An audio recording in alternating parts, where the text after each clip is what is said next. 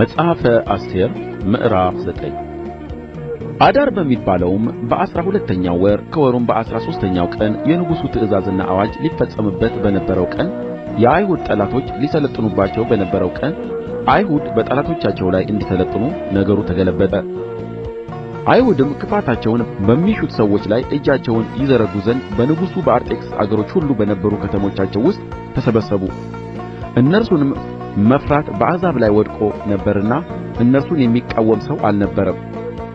መርዶክዮስን መፍራት በላያቸው ስለ ወደቀ በየአገሩ የነበሩ አዛውንትና ሹማምቶች አለቆችም የንጉሡንም ሥራ የሚሠሩቱ ሁሉ አይሁድን አገዙ። ያ ሰው መርዶክዮስ ከፍ ከፍ እያለ ስለ ሄደ በንጉሡ ቤት ታላቅ ሆኖ ነበርና የመርዶክዮስም ዝና በየአገሩ ሁሉ ተሰምቶ ነበርና አይሁድም ጠላቶቻቸውን ሁሉ በሰይፍ እየመቱ ገደሉአቸው፣ አጠፉአቸውም። በሚጠሉአቸውም ላይ እንደ ወደዱ አደረጉባቸው። አይሁድም በሱሳ ግንብ 500 ያህል ሰዎች ገደሉ፣ አጠፉም። ፈርሰኔስ፣ ደልፎን፣ ፋስጋ፣ ፋረዳታ፣ በርያ፣ ሰርበካ፣ መርመሲማ፣ ሩፋዮስ፣ አሳዮስ፣ ዛቡታዮስ የሚባሉትን የሐመዳቱን ልጅ የአይሁድን ጠላት 10ሩን የሐማን ልጆች ገደሉ። ነገር ግን ወደ ብዝበዛው እጃቸውን አልዘረጉም።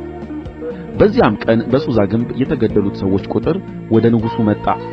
ንጉሡም ንግሥቲቱን አስቴርን አይሁድ በሱሳ ግንብ 500 ሰዎችንና 10ሩን የሐማ ልጆች ገደሉ፣ አጠፉአቸውም። በቀሩትስ በንጉሡ አገሮች እንዴት አድርገው ይሆን? አሁንስ ልመናሽ ምንድር ነው? ይሰጥሻል። ሌላስ የምትሺው ምንድር ነው? ይደረጋል አላት። አስቴርም ንጉሡን ደስ ቢያሰኘው በሱሳ የሚኖሩ አይሁድ ዛሬ እንደ ተደረገው ትእዛዝ ነገ ደግሞ ያድርጉ፣ 10ሩም የሐማ ልጆች በግንድ ላይ ይሰቀሉ አለች። ንጉሡም ይህ ይደረግ ዘንድ አዘዘ። አዋጁም በሱሳ ተነገረ። 10ሩንም የሐማን ልጆች ሰቀሉ። በሱሳም የነበሩ አይሁድ አዳር በሚባለው ወር በ14ኛው ቀን ደግሞ ተሰብስበው በሱሳ 300 ያህል ሰዎች ገደሉ። ነገር ግን ወደ ብዝበዛው እጃቸውን አልዘረጉም። የቀሩትም በንጉሡ አገር ያሉ አይሁድ ተሰብስበው ለሕይወታቸው ቆሙ፣ ከጠላቶቻቸውም ዐረፉ። ከሚጠሉአቸውም 75,000 ገደሉ። ነገር ግን ወደ ብዝበዛው እጃቸውን አልዘረጉም። አዳር በሚባለው ወር በ13ኛው ቀን ይህ ተደረገ። በ14ኛውም ቀን ዐረፉ። የግብዣና የደስታም ቀን አደረጉ። በሱሳ የነበሩት አይሁድ ግን በ13ኛውና በ14ኛው ቀን ተሰበሰቡ። በ15ኛውም ቀን ዐረፉ። የመጠጥና የደስታም ቀን አደረጉት። ስለዚህም በመንደሮችና ባልተመሸጉ ከተሞች የሚኖሩ አይሁድ አዳር በሚባለው ወር 14ኛውን ቀን የደስታና የመጠጥ የመልካምም ቀን እርስ በርሳቸውም ስጦታ የሚሰጣጡበት ቀን ያደርጉታል። መርዶክዮስም ይህን ነገር ጻፈ። በንጉሡም በአርጤክስስ አገሮች ሁሉ በቅርብና በሩቅ ወዳሉት አይሁድ ሁሉ ደብዳቤዎችን ላከ።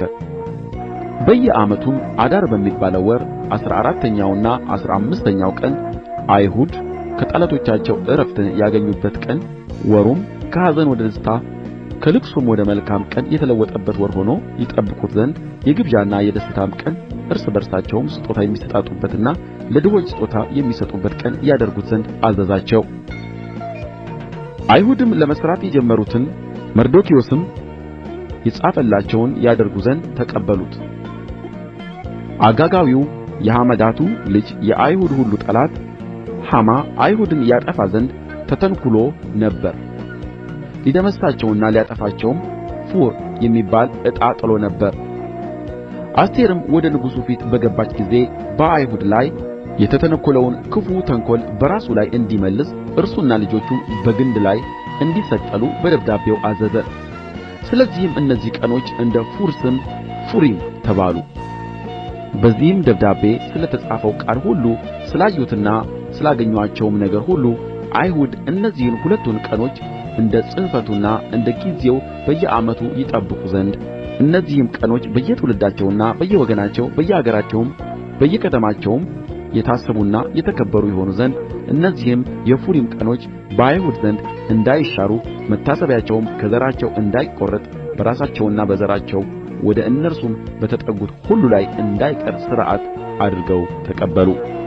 የአቢካኢልም ልጅ ንግሥቲቱ አስቴርና አይሁዳዊው መርዶክዮስ ይህችን ስለ ፉሪም የምትናገረውን ሁለተኛይቱን ደብዳቤ በሥልጣናቸው ሁሉ ያጸኑአት ዘንድ ጻፉ። ደብዳቤዎቹንም በአርጤክስስ መንግሥት በ127ቱ አገሮች ወዳሉ አይሁድ ሁሉ በሰላምና በእውነት ቃል ላኩ።